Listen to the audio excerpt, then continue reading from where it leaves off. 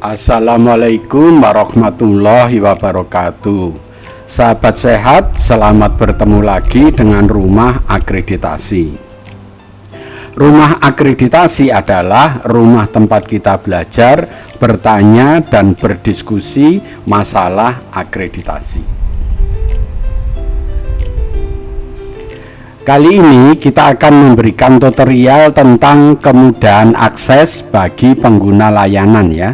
Ini adalah standar Puskesmas yang terbaru, kriteria 1.1.2 ya. Tutorial ini akan dipandu oleh Dr. Yanto, surveyor FKTP.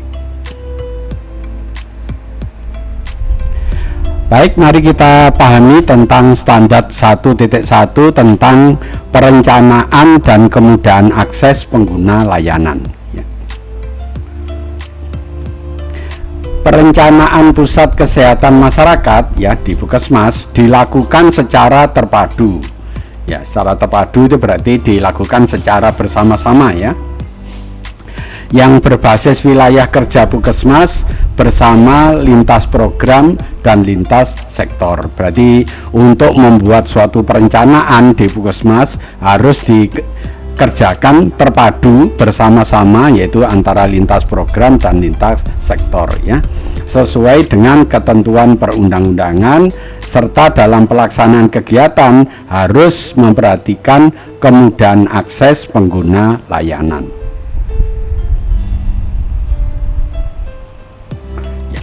Perencanaan Puskesmas dan jenis-jenis pelayanan ya yang disediakan itu mempertimbangkan visi, misi, tujuan, tata nilai, dan hasil analisis, baik analisis kebutuhan dan harapan masyarakat ya, hasil analisis peluang pengembangan pelayanan, hasil analisis risiko pelayanan, dan hasil analisis data kinerja serta umpan balik dari Dinas Kesehatan daerah atau kabupaten kota ya. Jadi untuk membuat perencanaan di Puskesmas itu harus sesuai dengan visi, misi, tujuan, dan tata nilai. Berarti Bapak Ibu di Puskesmas harus membuat ini ya, membuat visi, membuat misi, tujuan, dan tata nilai. Serta untuk membuat perencanaan itu harus berdasarkan analisis nih. Analisisnya ini agak banyak ya.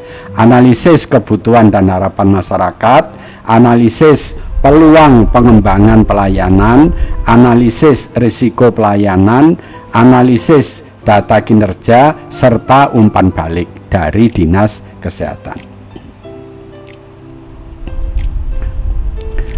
Puskesmas mudah diakses oleh pengguna layanan. Jadi Puskesmas itu harus mudah diakses ya oleh pengguna layanan ya, untuk mendapatkan pelayanan sesuai kebutuhannya, mendapatkan informasi tentang pelayanan ya, serta untuk menyampaikan umpan balik serta mendapatkan dukungan dari lintas program dan lintas sektor. Jadi Puskesmas itu idealnya harus mudah diakses ya, akses untuk mendapatkan informasi, akses untuk mendapatkan pelayanan ya, akses untuk memberikan umpan balik ya, baik dari penggunanya maupun lintas program dan lintas sektor. Itu adalah standar 1.1 tentang perencanaan dan kemudahan akses pengguna layanan. Baik, sekarang kita lanjut pahami tentang kriteria 1.1.2 ya. Masyarakat sebagai penerima manfaat dari layanan ya, lintas program dan lintas sektor ya, harus mendapatkan kemudahan akses ya tentang informasi, hak dan kewajiban pasien, jenis-jenis layanan dan kegiatan-kegiatan Puskesmas, serta akses terhadap pelayanan dan akses penyampaian umpan baliknya. Jadi ini menegaskan bahwa masyarakat sebagai pengguna layanan ya itu harus mendapatkan informasi ya tentang hak dan kewajiban pasien ya, tentang jenis-jenis pelayanan, tentang kegiatan di Puskesmas ya, serta ya akses menyampaikan umpan balik. Itu adalah kriteria 1.1.2. Ini supaya Bapak Ibu memahaminya ya. Baik, sekarang kita pahami tentang pokok pikirannya. Yang pertama ya, Puskesmas ya sebagai fasilitas kesehatan tingkat pertama ya wajib menyediakan pelayanan kesehatan ya yang sesuai dengan ketentuan peraturan perundangan dengan memperhatikan kebutuhan dan harapan masyarakat. Jadi Puskesmas itu wajib menyediakan pelayanan kesehatan yang sesuai dengan kebutuhan dan harapan masyarakat ya. Itu adalah pokok pikiran yang pertama. Baik, kita lihat pokok pikiran yang kedua ya. Puskesmas harus mudah diakses oleh masyarakat, baik akses tentang informasi ya, tentang pelayanan ya, ketika masyarakat itu sedang membutuhkan pelayanan, baik pelayanan preventif, promotif, kuratif maupun rehabilitatif ya. Itu adalah isi dari pokok pikiran yang kedua. Kemudian yang ketiga, Puskesmas juga harus melakukan identifikasi dan menyampaikan informasi tentang hak dan kewajiban pasien ya, yang sesuai dengan peraturan perundangan, jenis pelayanan yang dilengkapi dengan jadwal pelaksanaan kepada pasien dan pengguna pelayanan.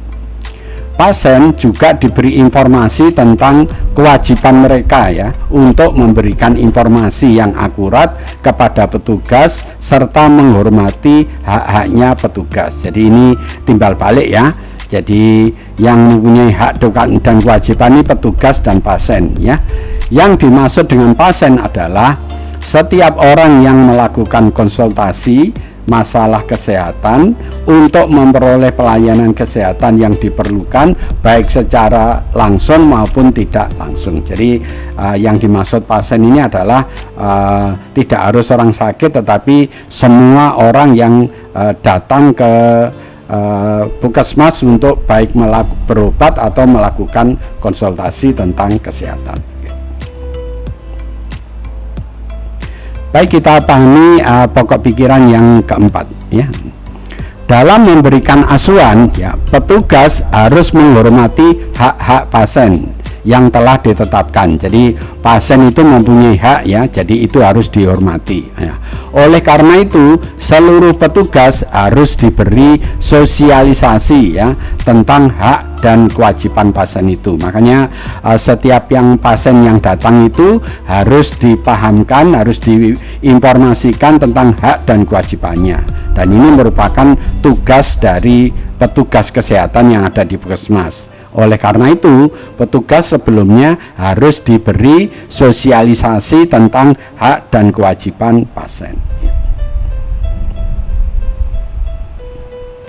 Yang kelima, pelayanan yang disediakan oleh Puskesmas dan jaringannya perlu diketahui oleh masyarakat. Ya, jadi pelayanan itu perlu diketahui oleh masyarakat, oleh lintas program dan lintas sektor terkait ya, untuk meningkatkan kerjasama dan saling memberi dukungan dalam menyelenggarakan upaya kesehatan. Ya. Yang dimaksud dengan pengguna layanan di sini adalah individu yang menerima manfaat layanan, baik layanan kesehatan perorangan maupun layanan kesehatan masyarakat. Itu yang dimaksud pengguna layanan. Jadi yang dimaksud pengguna layanan adalah individu ya, individu yang menerima manfaat layanan, baik layanan UKM maupun layanan UKP. Itu yang pokok pikiran yang nomor 5. Kemudian yang nomor 6, untuk memudahkan menyampaikan informasi kepada masyarakat ya, dalam rangka memudahkan akses terhadap pelayanan dapat digunakan berbagai strategi komunikasi ya, antara lain menggunakan bahasa yang sederhana ya, bahasa yang mudah ya, misalnya menggunakan bahasa daerah ya, atau memanfaatkan teknologi informasi ya, bisa lewat monitor ya, bisa lewat televisi, bisa lewat radio ya, dan memperhatikan tata nilai budaya yang ada ya. Penyampaian informasi dapat dilakukan melalui berbagai media ya yang dikenal masyarakat, seperti lewat papan pengumuman, lewat penanda arah, lewat media cetak, lewat telepon, lewat SMS ya, lewat WA ya, lewat media elektronik ya, media sosial atau internet. Jadi untuk memberikan informasi kepada masyarakat ini caranya bermacam-macam ya. Silakan Bapak Ibu menggunakan sesuai kemampuan puskesmasnya. Berikutnya yang ketujuh ya, mekanisme untuk menerima umpan balik ya terkait kemudahan akses dan usulan perbaikan terhadap pelayanan dari pengguna layanan diperlukan ya untuk perbaikan sistem pelayanan dan penyelenggaraan upaya kesehatan. Jadi puskesmas supaya bisa memperbaiki sistemnya itu perlu umpan balik ya, umpan balik dari pengguna layanan dan kemudian nanti perlu ditindaklanjuti. Baik, yang kedelapan, tersedia mekanisme untuk menyelesaikan aduan ya keluhan pengguna layanan yang terdokumentasi dengan aturan yang telah ditetapkan dan dapat diakses oleh publik. Jadi mekanisme untuk aduan itu perlu dibuat ya. Jadi artinya kalau ada aduan ya dari pengguna layanan itu harus ditindaklanjuti ya. Ini dalam rangka untuk memperbaiki mutu. Jadi kalau pelayanan yang bermutu adalah pelayanan yang bisa memenuhi harapan masyarakat. Jadi kalau ada masyarakat yang masih banyak yang mengeluh, itu berarti pelayanannya belum seperti yang diharapkan. Oleh karena itu perlu dibuat mekanisme agar keluhan aduan dari masyarakat itu perlu ditindaklanjuti. Itu dengan tujuan agar pelayanan kesehatan di puskesmas itu menjadi lebih baik. Berikutnya yang ke-9 ya, kepuasan pengguna layanan adalah hasil pendapat dan penilaian pengguna layanan terhadap kinerja pelayanan ya yang diberikan oleh puskesmas ya. Jadi yang dimaksud kepuasan pengguna layanan ini adalah pendapat dari pengguna layanan, berarti orang yang sudah pernah datang ke puskesmas. Jadi yang diberi kuesioner itu harus orang yang sudah pernah ke puskesmas, terus diminta pendapatnya tentang kinerja pelayanan. Itu yang dimaksud kepuasan pengguna layanan, dia puas atau tidak. Sedangkan yang dimaksud kepuasan pasien adalah hasil pendapat penilaian pasien ya terhadap kinerja pelayanan yang diberikan oleh puskesmas. Jadi kalau pasien itu berarti orang yang sakit, kalau pengguna layanan itu orang yang pernah datang ke puskesmas ya, tidak harus orang sakit ya. Oke, jadi ini tolong dibedakan tentang kepuasan pengguna layanan dan kepuasan pasien. Kalau pasien ini berarti orang yang sakit ya. Kepuasan pengguna layanan atau pasien dapat dicapai apabila pelayanan yang diberikan itu melampaui harapan pengguna layanan. Untuk itu ya perlu dilakukan penilaian ya kepuasan pengguna layanan secara berkala. Jadi puskesmas itu diharapkan selalu mengadakan survei kepuasan pelanggan ya. Jadi dengan adanya survei itu nanti bisa diketahui apakah masyarakatnya sudah puas atau belum ya. Nah, itu harus dilakukan secara berkala ya, minimal 6 bulan sekali ya, supaya nanti puskesmas itu menjadi puskesmas yang bisa memenuhi ya harapan masyarakatnya atau harapan pengguna layanannya. Baik, sekarang kita pahami tentang elemen penilaiannya ya. Jadi ini ada beberapa EP ya, kita bahas EP yang pertama dulu ya. Ditetapkan, berarti kalau ditetapkan berarti ini dibuat SK ya, SK tentang kebijakan hak dan kewajiban pasien. Nah, berarti puskesmas harus membuat SK ya tentang hak dan kewajiban pasien. Jadi pasien itu haknya apa saja dibuat, kemudian kewajibannya apa aja dibuat, itu yang dimaksud dan itu di SK-kan ya. Nah, R ini artinya regulasi, berarti untuk memenuhi EP ini, regulasi yang perlu Bapak Ibu buat adalah yaitu SK ya, SK tentang hak dan kewajiban pasien. Jadi Bapak Ibu perlu membuat hak dan kewajiban pasien kemudian di SK-kan. Kalau itu sudah ada, berarti Bapak Ibu sudah memenuhi EP yang pertama. Oke. Kita lihat EP berikutnya.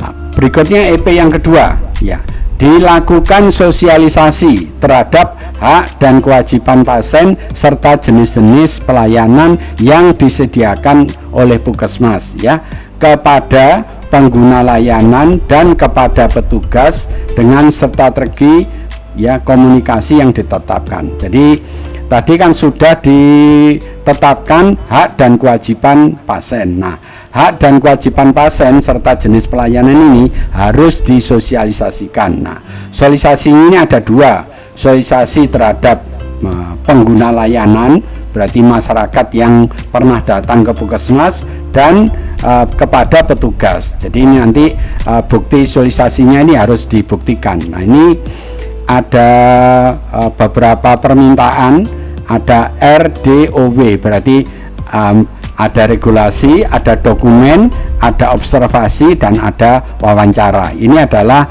yang diminta oleh standarnya. Kita mulai dari yang R ya, regulasi. Berarti regulasi apa aja yang perlu dipenuhi ya untuk elemen yang kedua ini ya. Kita lihat dulu ya. Yang pertama, Bapak Ibu harus membuat SK ya tentang media komunikasi dan koordinasi. Ini yang Bapak Ibu harus buat dulu ya, regulasi ya tentang media komunikasi dan koordinasi. Kemudian ya, yang dokumen sekarang. Yang dokumen yang Bapak Ibu harus buat ya adalah bukti sosialisasi hak dan kewajiban pasien. Nah, bukti sosialisasi ini bermacam-macam ya. Bisa lewat banner, berarti bannernya nanti difoto ya. Bisa lewat monitor ya. Bisa lewat audiovisual, boleh ya, enggak apa-apa. Atau bisa lewat pertemuan. Nah, kalau lewat pertemuan berarti buktinya nanti lewat uang ya, harus ada undangan, harus ada absensi ya, harus ada notulen ya gitu ya, dan ada gambar atau foto. Jadi ini harus dibuktikan, ini bukti sosialisasinya. Kemudian juga bukti sosialisasi tentang jenis-jenis pelayanan ya, sesuai media komunikasi yang ditetapkan. Nanti Bapak Ibu menyampaikan sosialisasi ini dengan cara apa ya? Kalau dengan cara pertemuan ya, berarti buktinya itu uang ya, sekali lagi ya, undangan ya, absensi, ada notulen, dan ada gambar. Tapi kalau lewat WA ya, berarti WA-nya di screenshot ya. Kalau lewat internet atau lewat media sosial lainnya, pokoknya di screenshot ya. Itu sebagai bukti bahwa Bapak Ibu sudah melakukan sosialisasi ya. Jadi nanti cara membuktikan ini tergantung dari kegiatan yang Bapak Ibu buat ya. Ini untuk dokumentasi. Sekarang kita lanjutkan yang untuk observasi ya. Bapak Ibu juga gitu, dalam memenuhi EP ini ya yang melakukan observasi adalah surveyornya. Nah, yang diobservasi apa? Nah, ini Bapak Ibu perlu tahu ya. Jadi yang melakukan observasi adalah surveyor. Jadi surveyor mengamati terhadap, jadi yang diobservasi adalah ya ini tentang media informasi ya, tentang hak dan kewajiban pasien. Jadi hak dan kewajiban pasien ini di Puskesmas diberikan lewat apa gitu ya. Kalau lewat monitor ya berarti nanti monitornya itu dilihat. Kalau lewat banner berarti bannernya itu dilihat. Jadi kalau pada saat surveyornya itu mengamati Puskesmas dan di situ ada monitor yang menyampaikan informasi, ada banner yang menyampaikan informasi tentang hak dan kewajiban pasien, berarti observasi ini nilainya baik ya. Sebaliknya kalau tidak ada ya nanti nilainya tidak baik.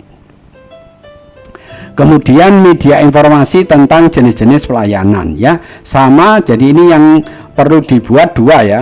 selain media informasi hak dan kewajiban pasien, Bapak Ibu juga membuat media informasi tentang jenis-jenis pelayanan. Jadi masyarakat yang datang ke Puskesmas itu harus tahu jenis-jenis pelayanannya itu apa. Lah, jenis pelayanannya itu bisa ditulis di papan ya, ditulis di situ, itu juga namanya media informasi. Juga boleh lewat monitor, juga boleh lewat banner, lewat spanduk, terserah ya.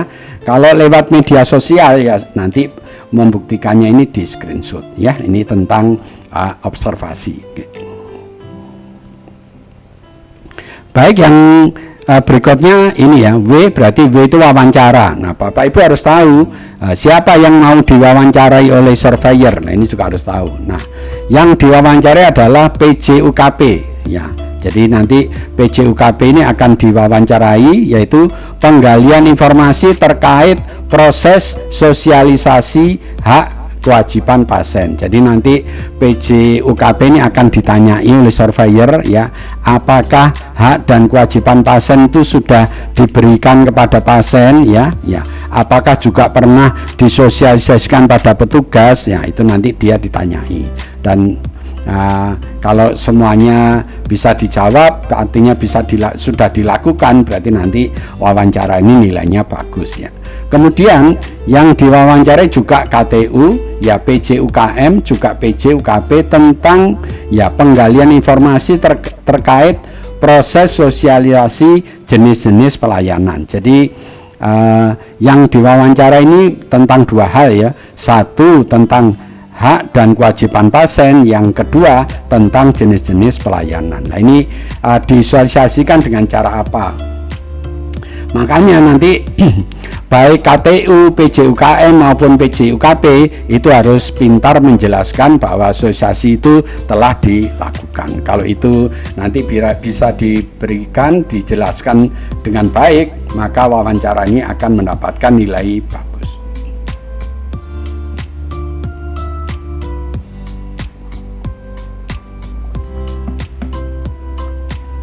Nanti kita lihat EP berikutnya. Berikutnya EP yang ketiga ya. Dilakukan evaluasi dan tindak lanjut kepatuhan petugas ya. Ini yang mau ditindaklanjut ini kepatuhan petugas ya. Kepatuhan dalam hal apa? Dalam implementasi pemenuhan hak dan kewajiban pasien ya, dan hasil sosialisasi jenis-jenis pelayanan yang disediakan oleh Puskesmas kepada pengguna layanan. Jadi petugas itu harus patuh, artinya setiap ada pengguna layanan yang datang, setiap pasien yang datang itu tetap harus diberikan diinformasikan ya hak dan kewajiban pasiennya, juga tentang pemberitahuan tentang ya informasi tentang jenis-jenis pelayanan. Nah, itu harus dilakukan. Nah, setelah dilakukan kemudian dievaluasi, kalau ada kurang baiknya itu ditindaklanjuti. Nah, dalam pemenuhan EP3 ini ya ada 3 yang diminta dokumennya, kemudian diobservasi, juga diwawancarai. Jadi ada 3 ya, dokumennya, observasi, dan wawancara. Kita lihat dokumen dulu ya.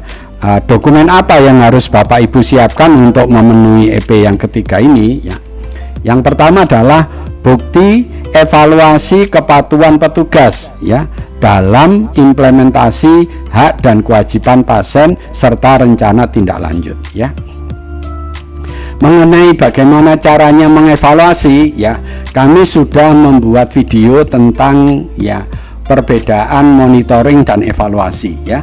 Bapak Ibu silakan melihat ya video tentang perbedaan monitoring dan evaluasi. Di situ sudah dijelaskan tentang bagaimana cara melakukan evaluasi. Nah, bukti evaluasi itu yang diminta. Jadi nanti bukti evaluasi ini dimulai dari identifikasi masalah, kemudian analisa masalah, kemudian rencana tindak lanjut. Jadi 3 itu yang Bapak Ibu nanti harus buktikan ini yang di nomor pertama.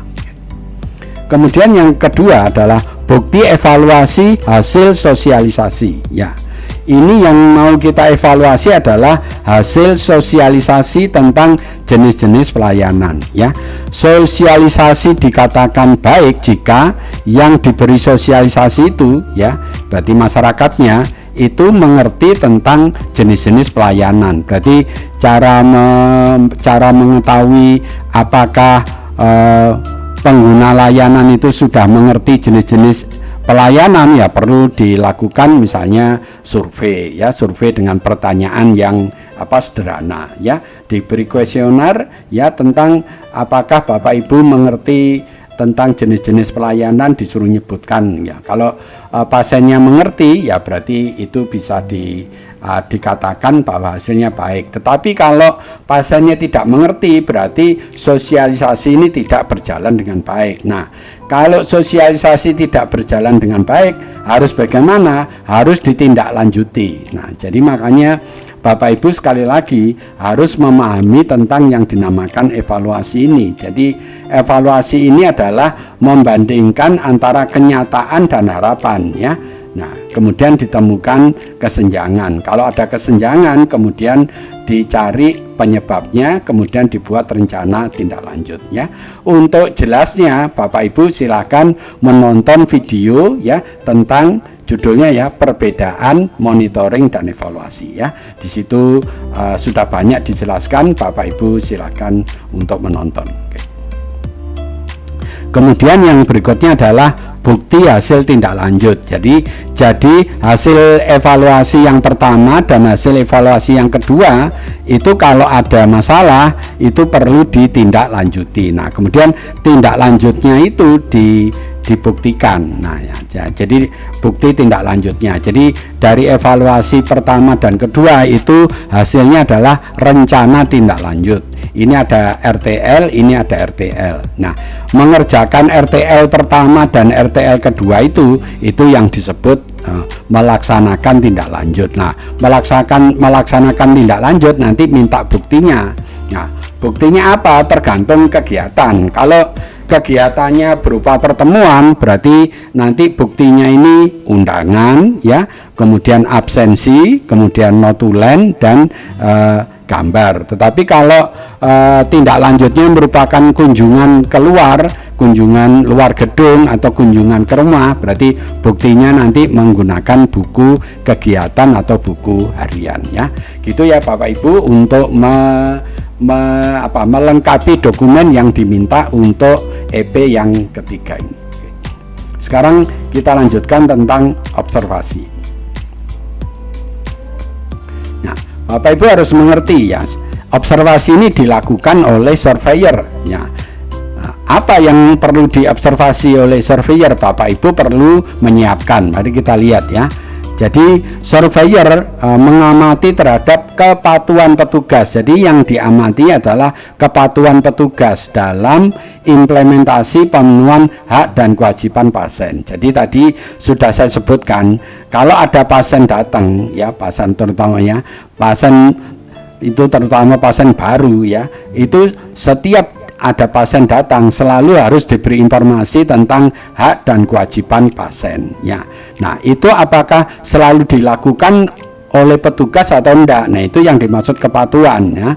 Jadi kalau itu selalu dilakukan berarti petugasnya patuh. Tetapi kalau itu tidak dipatuhi berarti harus ditindaklanjuti. Nah, ini surveyor akan mengamati dan nanti akan ditanyakan kalau tidak patuh seperti itu terus bagaimana tindak lanjutnya ya.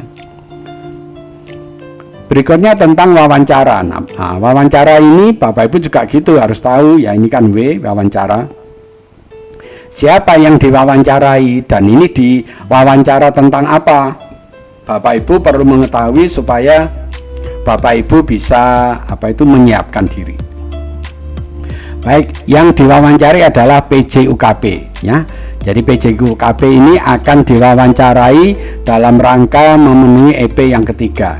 Diwawancarai oleh surveyor ya, tentang penggalian informasi terkait evaluasi kepatuhan petugas. Jadi kalau ada petugas yang tidak patuh itu bagaimana caranya mengevaluasinya dan bagaimana caranya menindaklanjuti. Makanya nanti setelah surveyor itu melakukan observasi, kemudian ada petugas yang tidak patuh, yaitu tidak patuh dalam memberikan hak dan kewajiban pasien, maka itu PJUKP ini akan ditanya, petugas seperti itu mau diapakan, kan gitu ya.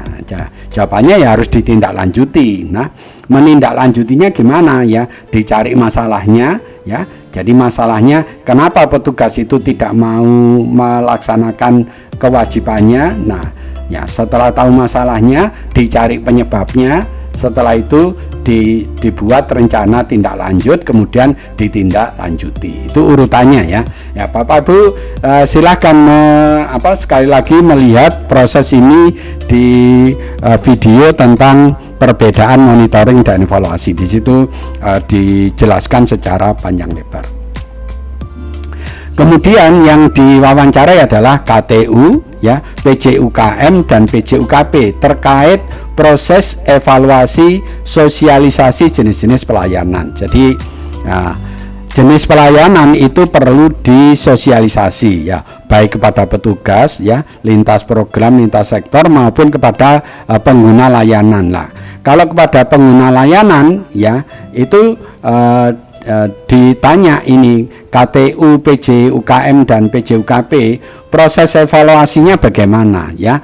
Artinya bagaimana caranya mengetahui bahwa pengguna layanan itu mengerti tentang jenis-jenis pelayanan? Ya, jawabannya tadi sudah sampaikan, itu harus dilakukan lewat survei ya, survei sederhana ya, menggunakan kuesioner sederhana tentang apakah ya pengguna layanan itu mengerti atau tahu tentang jenis-jenis pelayanan. Kalau dia bisa menjawab dengan baik, berarti dia mengerti. Kalau tidak bisa menjawab dengan baik, berarti dia tidak mengerti. Nah, berikutnya, kalau tidak mengerti terus diapakan? Ya, jawabannya ya harus ditindaklanjuti, dicari masalahnya. Mungkin pemberian informasinya tidak jelas, tulisannya terlalu kecil ya, tulisannya tidak yang mudah dilihat dan seterusnya. Itu perlu ditindaklanjuti untuk perbaikan ke depannya. Oke. Kita lihat slide berikutnya. Ya. Berarti elemen berikutnya adalah elemen yang keempat ya. Jadi yang keempat ya, dilakukan upaya untuk memperoleh umpan balik ya pengguna layanan dan pengukuran kepuasan pasien serta penanganan aduan keluhan dari pengguna layanan ya. Ini banyak yang diminta ya, berarti harus mengupayakan ya umpan balik ya, harus mengukur ya, mengukur kepuasan pasien dan harus menangani aduan atau keluhan dari pengguna layanan ya. Nah, ini yang diminta itu 4 ya. Ada regulasi, ada dokumen, ada observasi, dan ada wawancara. Nah, sekarang regulasi apa yang harus disiapkan oleh Bapak Ibu untuk memenuhi EP yang keempat ini ya. Mari kita lihat. Yang pertama adalah Bapak Ibu harus membuat SK tentang pengelolaan umpan balik pengguna layanan. Ini yang pertama ya. Jadi ini ya, dalam upaya memperoleh umpan balik berarti harus di SK-kan dulu. Ini yang pertama. Kemudian yang kedua, membuat SOP tentang pengelolaan umpan balik dari pengguna layanan. Jadi yang pertama dibuat SK-nya, kemudian yang kedua dibuat SOP-nya ya. Kemudian yang ketiga adalah juga membuat SOP tentang pengukuran kepuasan pasien. Jadi Bapak Ibu harus membuat SOP-nya bagaimana cara melaksanakan pengukuran kepuasan pasien ya. Salah satunya bisa dilakukan lewat survei kepuasan pasien ya. Ini SOP-nya dibuat dulu baru nanti dilaksanakan. Kemudian yang keempat adalah SOP tentang penanganan aduan atau keluhan. Jadi nanti regulasi yang Bapak Ibu harus buat ada 4 ini ya. Tentang SK-nya 1 tentang pengelolaan umpan balik dan penggunaan layanan, kemudian SOP-nya 3. SOP umpan balik, SOP kepuasan pasien, dan SOP penanganan aduan ya. Itu yang Bapak Ibu perlu siapkan untuk memenuhi EP yang keempat. Berikutnya adalah dokumen. Yang D ini dokumen, berarti dokumennya apa yang Bapak Ibu harus buat. Tadi R-nya sudah, sekarang dokumennya. Ya, dokumen yang Bapak Ibu harus buat yang pertama adalah bukti umpan balik. Ya, berarti umpan balik dari pengguna layanan yang diperoleh secara berkala ditindaklanjuti. Ya, jadi Bapak Ibu harus membuktikan bahwa ada umpan balik, ya, bukti umpan balik. Jadi kalau ada keluhan ya dari pengguna layanan itu harus diberikan umpan balik, ya, itu harus dibuktikan. Nah, cara membuktikannya ya bisa menggunakan buku bantu, ya ditulis ini hari ini, ya, misalnya ada keluhan dari bapak atau ibu ini, terus ditindaklanjuti kapan, menindaklanjutinya dengan cara apa, itu perlu ditulis di buku bantu. Berarti ini nanti perlu dibuat buku bantunya.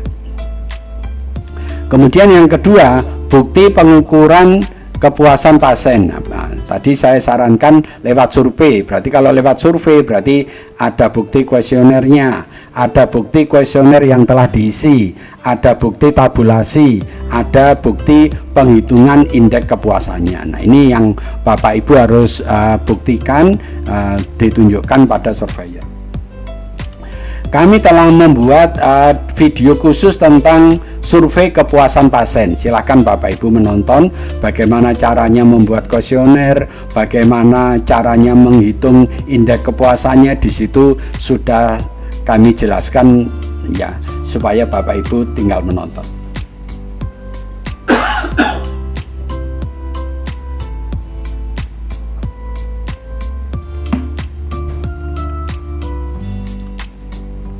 Berikutnya adalah bukti penanganan aduan atau keluhan. Jadi yang ketiga, kalau ada pengguna layanan yang protes, ya, atau mengadu, ya, atau mengeluh, nah, buktinya itu dikumpulkan, ya. Setelah itu bukti itu harus ditindaklanjuti, ya.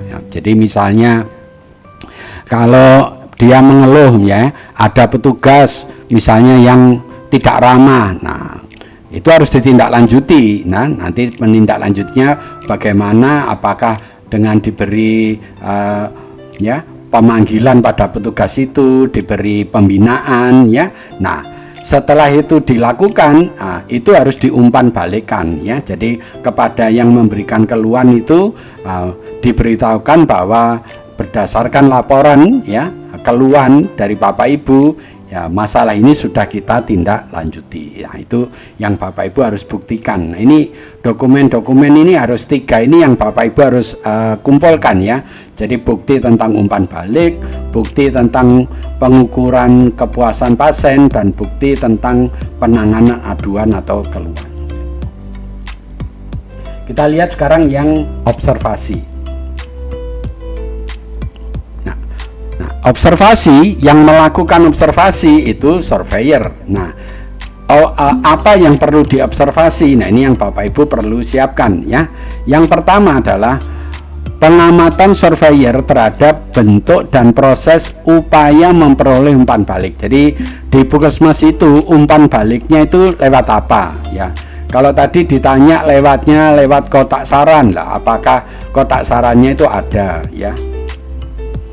Atau kalau menggunakan senyum dan tidak senyum, ya, memasukkan kartu, nanti kartunya dimasukkan yang senyum atau tidak senyum. Nah, itu barangnya itu, kotaknya itu ada atau tidak. Juga tentang mengamati survei kepuasan pasien, ya, itu dilakukan, ya, anunya ada ndak, ya, misalnya kuesionernya, ya. Kemudian kalau dilakukan tabulasi, ada ndak tabulasinya, ya. Kalau dilakukan penghitungan indeks kepuasannya ada atau ndak. Begitu juga tentang aduan dan keluhan ini, ya, itu juga harus ada buktinya. Nah, nanti bukti-bukti itu yang akan dilihat oleh surveyor. Ini yang akan dilihat, ya.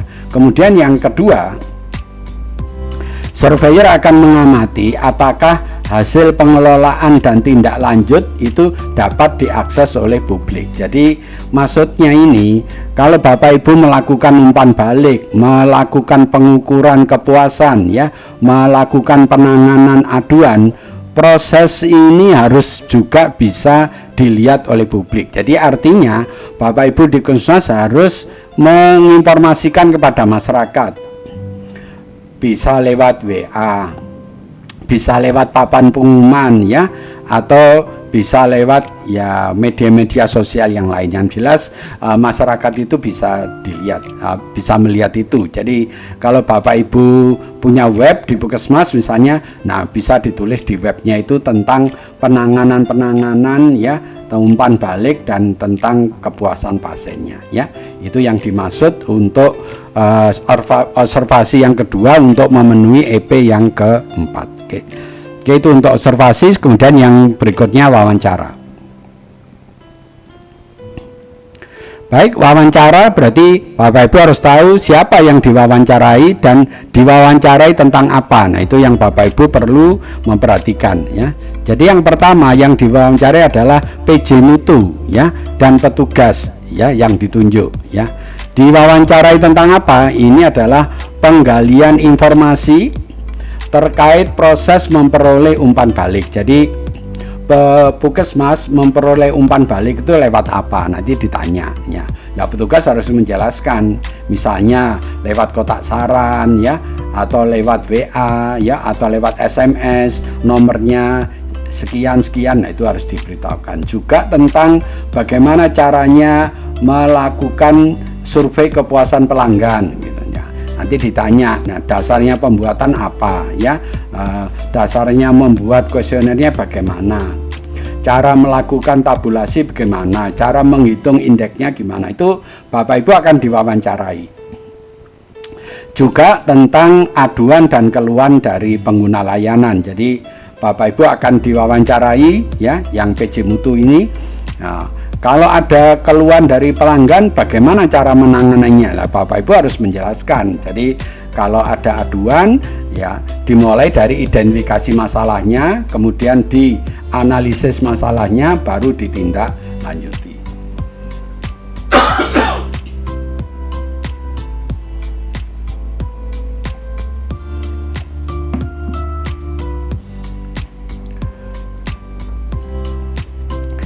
Terima kasih telah menonton video ini. Kalau video ini Bapak Ibu anggap baik, beri kami like ya. Dan jangan lupa Bapak Ibu harus subscribe ya, supaya Bapak Ibu tidak ketinggalan kalau kami mengupload video-video yang baru. Kalau ada sesuatu yang kurang jelas ya dari tutorial tadi, silahkan menulis di komen ya, di komen YouTube ya. Juga Bapak Ibu kalau ingin dibuatkan video sesuai yang diharapkan juga tolong ditulis di komen ya. Tapi Bapak Ibu harus bersabar karena antriannya ini cukup panjang, jadi nanti untuk membuatnya itu tidak bisa langsung jadi harus bergantian. Kemudian yang terakhir, tolong bantu kami untuk share video ini kepada saudara kita yang lain, agar saudara kita yang lain itu ikut bisa menikmati manfaat dari video ini. Lebih kurangnya saya mohon maaf. Mari kita akhiri tutorial kali ini dengan membaca hamdalah. Alhamdulillahirabbil alamin. Wassalamualaikum warahmatullahi wabarakatuh.